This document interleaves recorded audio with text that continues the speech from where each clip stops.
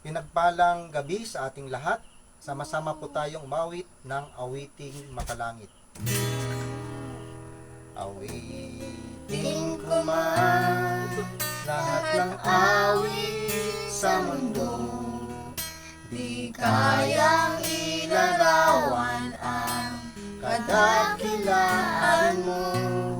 Kulang ang lahat ng tula, kulang maging mga salita upang ihayag ang kabutihan mo. Wala kang katulad, wala nang pahigit sa'yo. Wala kang katulad, wala nang papantay sa'yo. Ikaw ang Diyos noon pa man, hanggang ngayon at kailanman. Sa habang panahon, wala kang katulad. Awitin ko man lahat ng awit sa mundo, di kayang ilarawan ang kadakilaan mo. Kulang ang lahat ng tula, kulang maging mga salita upang ihayag ang kabutihan mo. Wala kang katulad, wala nang hihigit sa'yo. Wala kang katulad, wala nang papantay sa'yo. Ikaw ang Diyos noon pa man, hanggang ngayon at kailanman. Sa habang panahon, wala kang katulad. Sa habang panahon, wala kang katulad.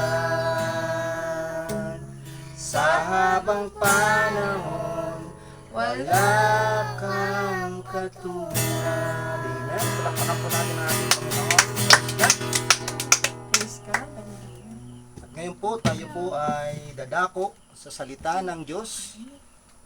Dito po sa First Chronicles chapter 17 verse 20.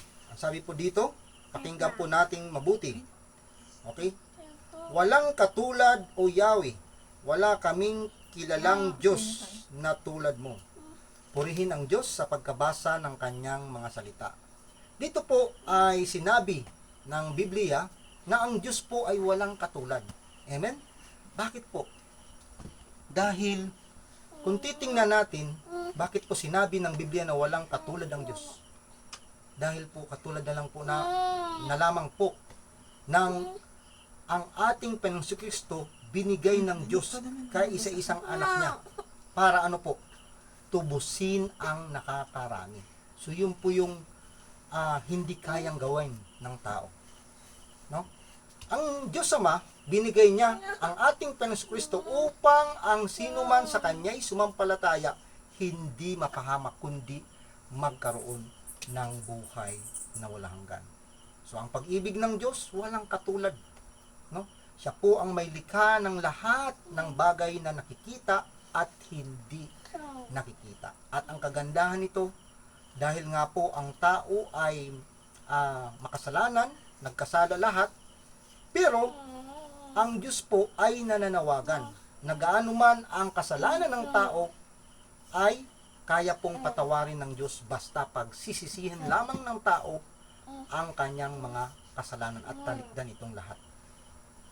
At tanggapin ang ating Panginoong Kristo at ang kagandahan, kailangan pong magpatuloy siya sa mga gawain sa ating Panginoon. Sapagkat sabi po ng ating Panginoong Kristo, if you love me, keep my commandments. Kung ako'y inyong iniibig, tutuparin ninyo ang aking mga utos. So kailangan po ay tanggapin ang ating Panginoong Kristo at sumampalataya sa Kanya upang ang tao magtamo ng buhay na walang hanggan. Ngayon po, tayo'y dadako sa pagtanggap sa ating Panginoon at pagsampalataya sa Kanya. Tayo po ay manalangin. Tayo po yumuko at manalangin. Dakilang Diyos na makapangyarihan sa lahat, Panginoon, muli narito po kami at patuloy na inaanyahan namin ang iyo pong Santong Espiritu. At bago man kami, Panginoon, humarap sa iyong dakilang presensya, ay patawarin niyo po kami. Pinatawad din namin ang mga nagkasala sa amin. At tunay, Panginoon, sa mga oras na ito, tinatanggap ka namin bilang Diyos at tagapagligtas ng aming buhay. At pangunahan niyo po ang aming sarili na masunod namin ang iyo pong mga kalooban, ang iyo pong mga salita, Panginoon. Salamat, O Diyos, at tinubos mo kami sa krus ng Kalbaryo. At narito, Panginoon, ikaw po ang maghari sa aming buhay. Marami pong salamat, Panginoon. Lahat ng ito, sa iyo namin binabalik ang papuri at pagsamba. In the mighty name of our Lord Jesus Christ. Amen. Palakpakan natin ang Panginoon. God bless po. God bless you.